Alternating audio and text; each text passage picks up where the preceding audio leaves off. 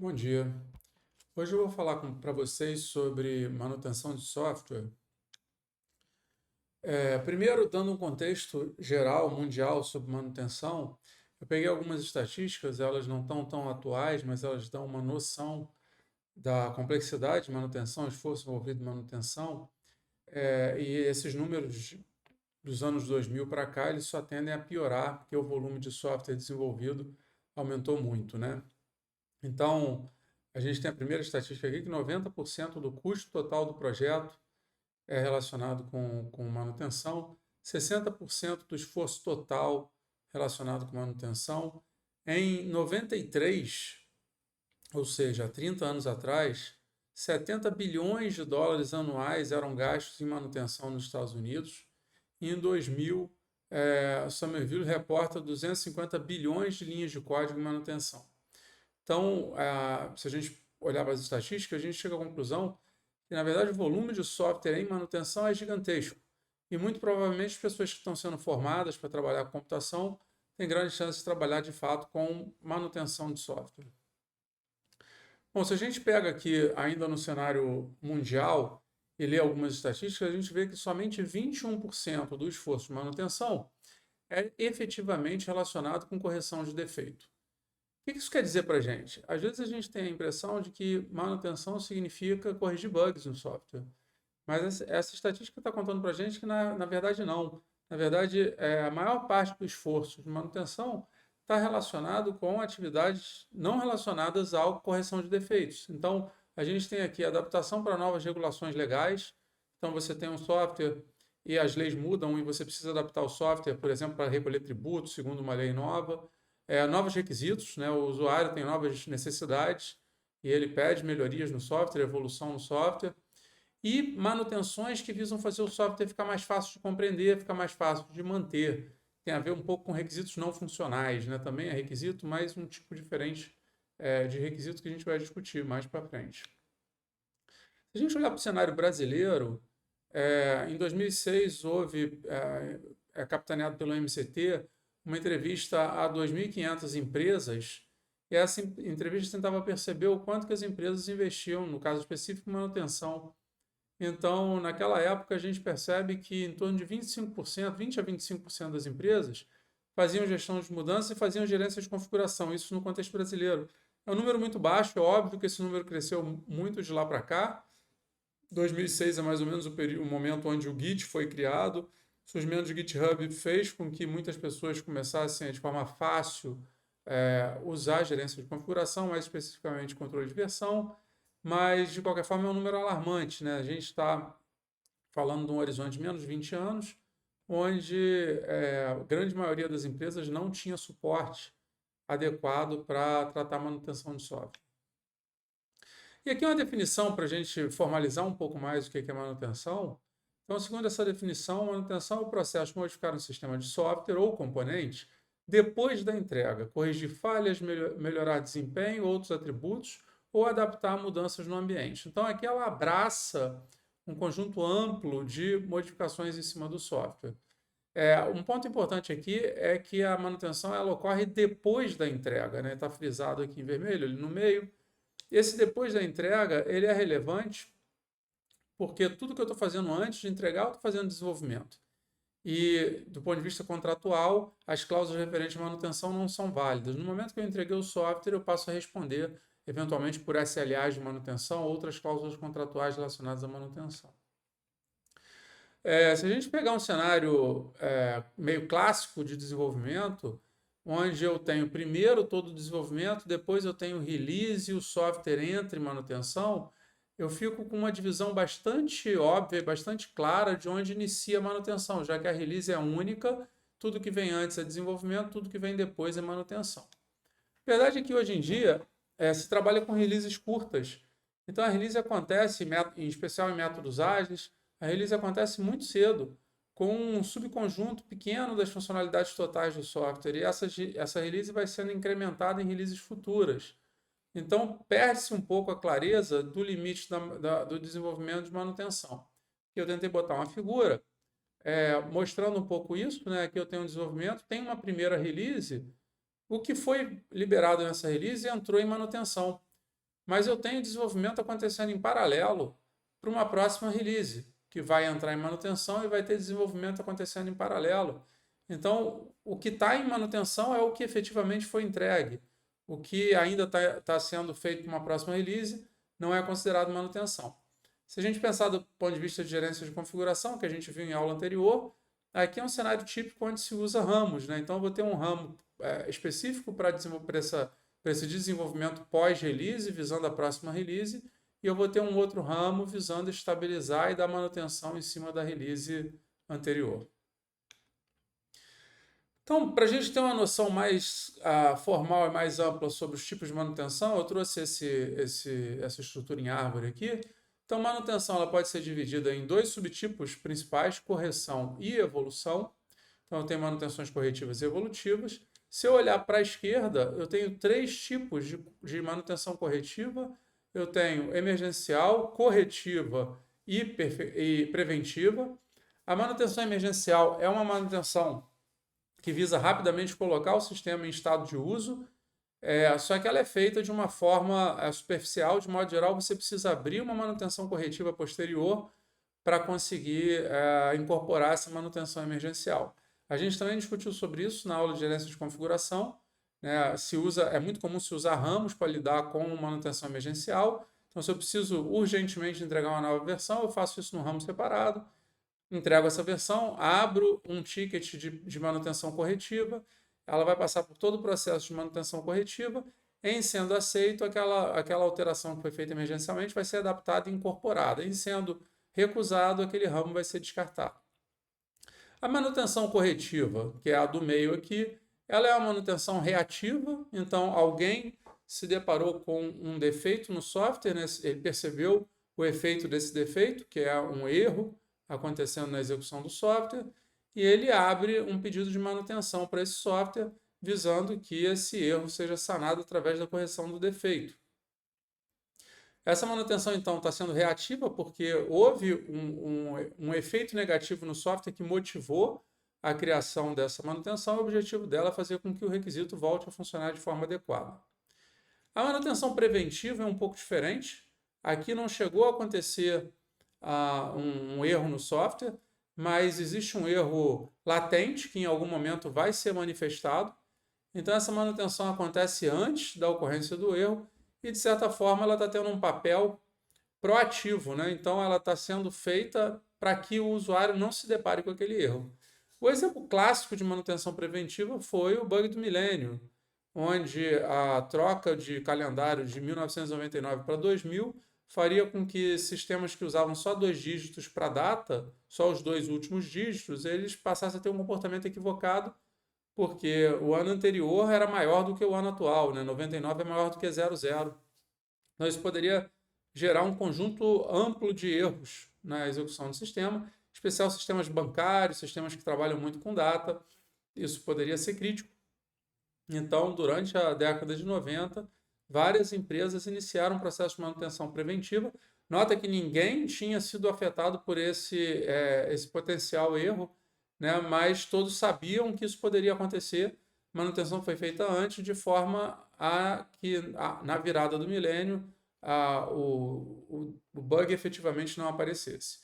Se a gente for para o outro lado, a gente tem manutenções do tipo evolução. Então, tem manutenção adaptativa e perfectiva. Manutenção adaptativa, ela visa adaptar o software ao ambiente que ele está inserido. Quando a gente fala ambiente, a gente está falando ambiente de forma bem ampla. Então, eu posso pensar numa nova versão do sistema operacional que muda uma API e eu tenho que adaptar o software para usar essa API. Eu posso pensar em bibliotecas que o software usa, que sai uma nova versão, eu tenho que adaptar o software para usar a biblioteca. Eu posso pensar em legislação, eu posso pensar em qualquer contexto de execução do software que tenha mudado e que me obrigue a mudar o software por conta dessa mudança de contexto. Aqui tem uma característica interessante, porque notem, não é um defeito, né? Não tem um bug relacionado onde a equipe que desenvolveu o software errou, e não é uma nova demanda do cliente, né? Então não é, entre aspas, culpa nem de quem está fornecendo e nem de quem está adquirindo o software. É o contexto onde o software está inserido que mudou e é necessário que esse software seja adaptado. Do ponto de vista contratual, Pode-se estabelecer responsabilidade temporal em cima de adaptativa. Então, eventualmente, para uma equipe que tem interesse de fechar um contrato, ela pode passar para o cliente a tranquilidade de que, por um horizonte de 1 ano, 2 anos, as modificações adaptativas relacionadas ao sistema operacional, relacionadas à legislação, vão ser feitas gratuitamente. Então, isso traria para o cliente um pouco de tranquilidade na hora de adquirir o software, mas isso é uma negociação entre fornecedor e cliente. Quando a gente pensa em correção, correção é responsabilidade do fornecedor, né? Então, ele colocou equivocadamente o defeito no software, ele tem que remover aquele defeito. Claro que por um determinado prazo, mas de modo geral, esse prazo é um pouco mais longo, porque enxerga-se a responsabilidade do fornecedor. Quando a gente pensa na demanda de um novo requisito, fica claro que quem é responsável pelo custo é o cliente, porque ele está pedindo algo mais no software. Mas essa adaptativa, ela necessita de um cuidado especial, uma negociação entre cliente e fornecedor. Por fim, a gente tem na aba de evolução, a gente tem a perspectiva. Perspectiva, ela visa introduzir um novo requisito no software, funcional ou não. Isso é importante vocês terem em mente. Então, alguma melhoria na arquitetura do software. Essa melhoria tá visando, por exemplo, manutenibilidade, que é um requisito não funcional. Ela caracterizaria como perspectiva. Então, quando eu estou querendo introduzir um novo requisito, seja ele funcional ou não funcional, é caracterizado como manutenção perfectiva.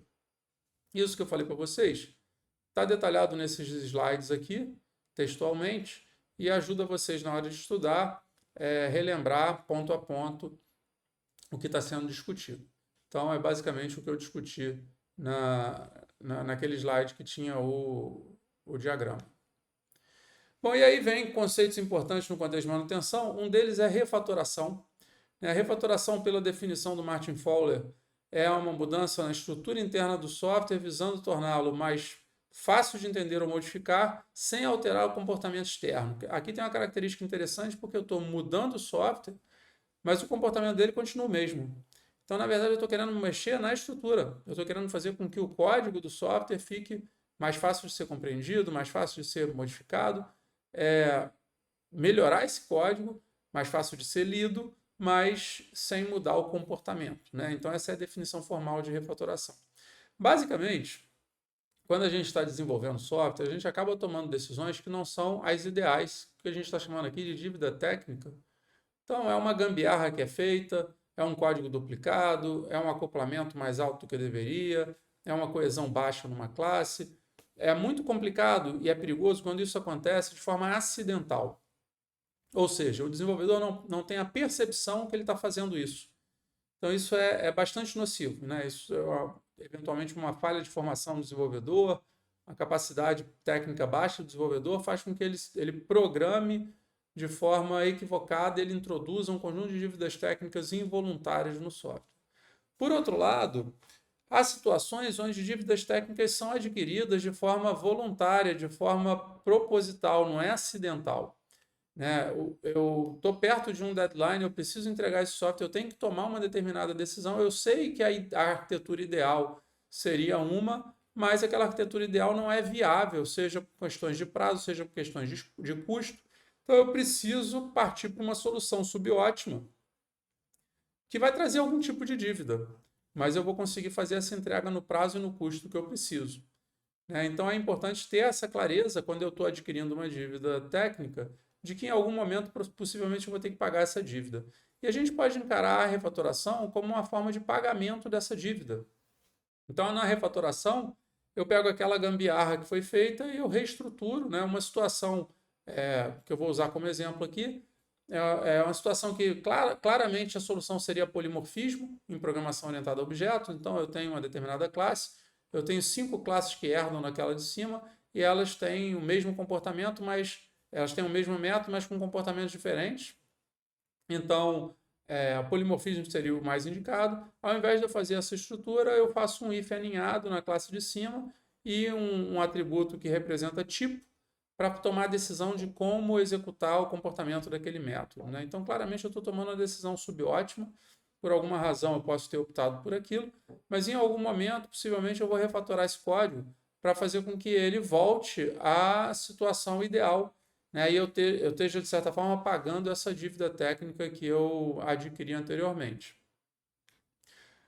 Uma coisa que é bastante importante, né, quando a gente vai fazer refatoração, como definido por Martin Fall, é o comportamento externo deveria se manter, né? Então, o que é ideal é que, ao perceber uma determinada anomalia, se construa um caso de teste, ou se você já tem um conjunto de casos de teste, você execute esses casos de teste para saber qual era o comportamento antes, né? Aquela anomalia não é um bug, né? O sistema está funcionando corretamente, mas tem uma anomalia no código. Tem algum bad smell, tem algum antipadrão no código que a gente quer remover. Então, primeiro eu tenho que saber como que esse código se comporta. Então, eu tenho a bateria de testes antes de fazer a refatoração. Eu faço a refatoração e depois eu rodo a mesma bateria de teste e eu vejo se os resultados são iguais. Aqui os resultados deveriam ser iguais, porque, por definição, o comportamento externo é o mesmo. Então, a refatoração não deveria mudar o comportamento. Não existe um bug que eu estou removendo. Existe uma condição arquitetural no software que é desfavorável, tem uma dívida que tem que ser paga e eu estou pagando essa dívida, basicamente reestruturando o código. Mas o comportamento deveria se manter intacto. Eu não vou entrar no detalhe das refatorações. Existe um catálogo bastante famoso, na verdade já tem mais de uma versão, existem outros catálogos também, mas esse catálogo de refatorações do Martin Fowler é possivelmente o catálogo mais famoso sobre refatoração. Ele detalha mais de 70 refatorações diferentes. Uma característica interessante é que várias delas estão disponíveis nas principais IDEs, né? Então, de modo geral, a ideia é ter um menu de refatorações onde você pode escolher a refatoração. Tem refatorações bastante bobinhas, por exemplo, um rename é visto como uma refatoração.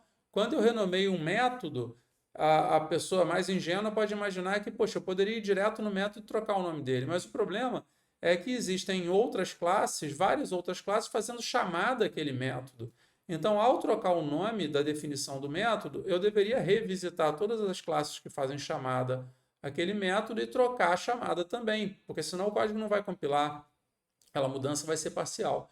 Então, se coloca essas renomeações como refatorações porque elas são feitas de forma mais completa, elas visitam todas as referências e corrigem as referências. Né? Remoção de código morto, algum código que não é atingido, que ele está lá só dificultando a leitura. Encapsular um determinado campo, tem algum campo que está sendo acessado diretamente, a gente quer encapsular para facilitar manutenções futuras.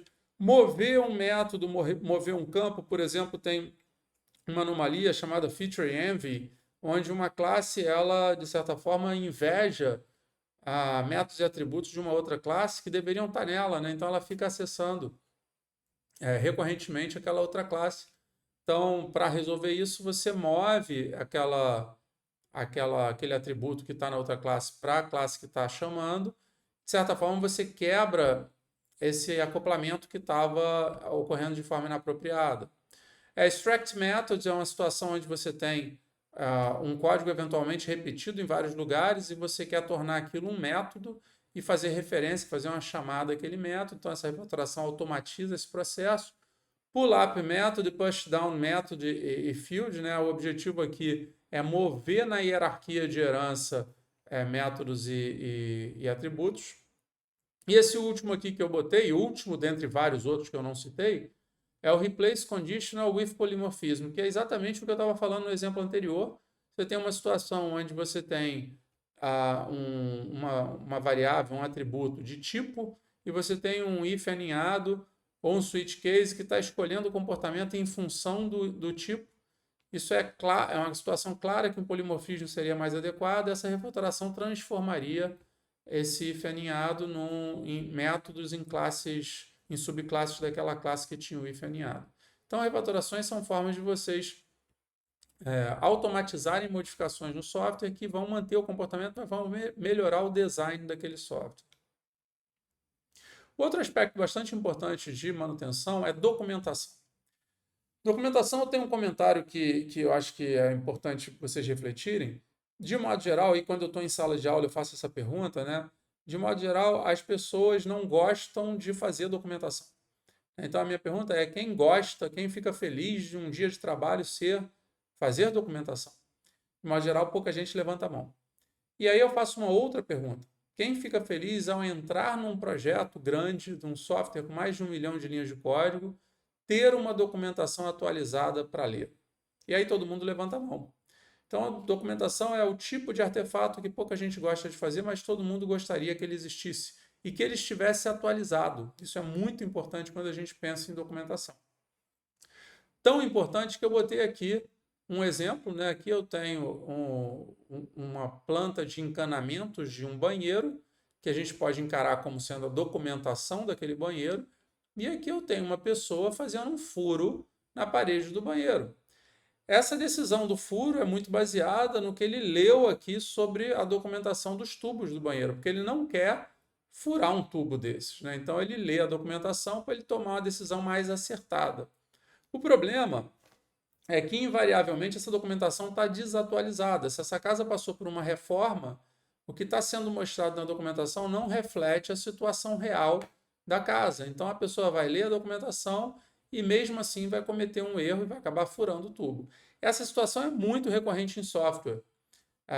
A documentação é feita em algum momento, mas depois disso o software continua evoluindo, as classes continuam sendo mudadas, reestruturadas, e aquela documentação vai caducando porque as pessoas tendem a não atualizar junto com a atualização do código, atualizar também a documentação. Engenharia reversa é outro ponto bastante importante para a gente refletir e estudar. Sistemas legados são sistemas que estão em operação, mas que eventualmente não têm documentação, são feitos em tecnologias antigas, tem pouca gente que tem conhecimento tácito sobre as regras daquele sistema. Então, é um sistema difícil de manter. Quando a gente cai numa situação dessa, é comum a gente querer fazer engenharia reversa. A partir do código, a gente extrair a documentação do software. Existem ferramentas case, em especial as profissionais, que têm módulos específicos para engenharia reversa, e a capacidade da reversa varia muito com o tipo de artefato que eu quero extrair. Então, por exemplo, se eu quero extrair diagramas de classe, praticamente qualquer ferramenta case profissional vai conseguir fazer isso. Ela faz uma leitura do código e ela extrai os diagramas UML de classe daquele código. Um porém aqui é que ela traz um diagrama de muito baixo nível, um diagrama com um conjunto muito grande de informação. Não é um diagrama conceitual que abstrai informações de implementação. É um diagrama muito próximo da implementação. Então, dependendo do propósito, ele já perde um pouco de utilidade. Diagramas de transição de estados também são passíveis de extração, diagramas de sequência, mas cada vez que eu vou caminhando aqui, mais difícil fica. Extrair diagramas de casos de uso é bastante difícil a partir do código, porque ele tem toda uma semântica relacionada. E extrair os requisitos, mais difícil ainda, né? Então, a partir de um código, eu conseguir enxergar quais são os requisitos que estão codificados ali, é bastante difícil. Então, a gente consegue fazer reversa, em especial, para artefatos que estão mais próximos do código. E aí, se a gente botar isso tudo num diagrama que representa um processo de manutenção, a manutenção ela se inicia num planejamento, onde eu vou pensar inclusive em cláusulas contratuais de manutenção, quem vai ter responsabilidade de quê. Depois eu entro no dia a dia de manutenção, alguém solicita modificação, passa por análise, implementação, revisão, outra pessoa solicita modificação e assim vai. Então, isso aqui é meu dia a dia de manutenção. Depois de anos fazendo isso, às vezes se chega num ponto onde é muito caro continuar mantendo o software. Eu vou discutir isso no próximo slide. E aí se tem que decidir entre descontinuar o software ou migrar o software, ou seja, fazer reengenharia desse software, migrar ele para uma outra plataforma, para uma outra tecnologia. Em alguns casos, descontinuação é razoável, já entrou alguma solução que atende, né? Ou então aquele problema que o software resolvia perdeu força, perdeu relevância, então você simplesmente descontinua. Mas em outros casos, o software continua sendo necessário, só que ele está muito caro de ser mantido, então é necessário trabalhar com reengenharia. A reengenharia tem um pouco a ver com obsolescência tecnológica, né? Então, a tecnologia de hoje, ela tem uma vida, ela tem uma validade, em algum momento ela para de ser uma tecnologia interessante para ser utilizada. Eu vou discutir aqui algumas razões, mas, por exemplo, se a gente pegar algum tempo atrás, as empresas trabalhavam com mainframe, com linguagens como COBOL, Natural, bancos de dados DB2, Adabase, bancos de dados hierárquicos. Então, as tecnologias eram muito diferentes. As telas, na verdade, o usuário acessava através de terminais o sistema, as telas eram modo texto, com mapas de telas em modo texto. Então, a tecnologia é muito diferente do que a gente trabalha hoje, né? E ela traz vários problemas. Primeiro, eu tenho um problema de custo relacionado a essa tecnologia. Para eu manter um mainframe e atualizar esse mainframe com o passar do tempo, para ele conseguir atender a mais usuários, ter mais capacidade, o custo é altíssimo. Tem um problema sério de encontrar pessoas capacitadas. As universidades não formam mais nessas tecnologias e as pessoas que estão se formando normalmente têm pouco interesse de trabalhar com essas tecnologias. Então, para se contratar alguém, tem que se pagar muito mais caro do que se pagaria com uma outra tecnologia e ainda vai ter um custo e um tempo de treinamento dessas pessoas. E, por fim, essas tecnologias antigas, elas normalmente são difíceis de serem adaptadas às demandas mais modernas. Então, essas tecnologias são de uma época onde se acessava o sistema através de terminais. Hoje em dia, tem uma expectativa de se acessar o sistema através da web ou, indo além, acessar o sistema através de dispositivos móveis. Então, fica cada vez mais difícil, dentro dessas tecnologias antigas, atender a essas demandas mais novas.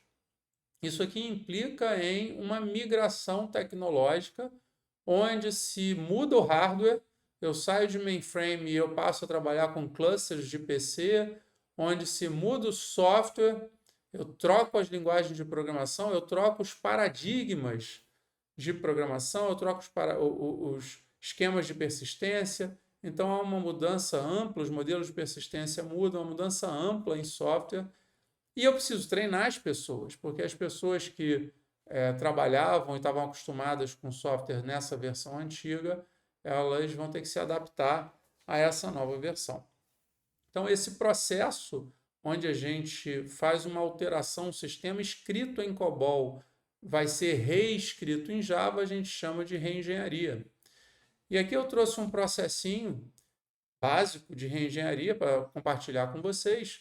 O primeiro passo é a engenharia reversa, que a gente discutiu em alguns slides atrás.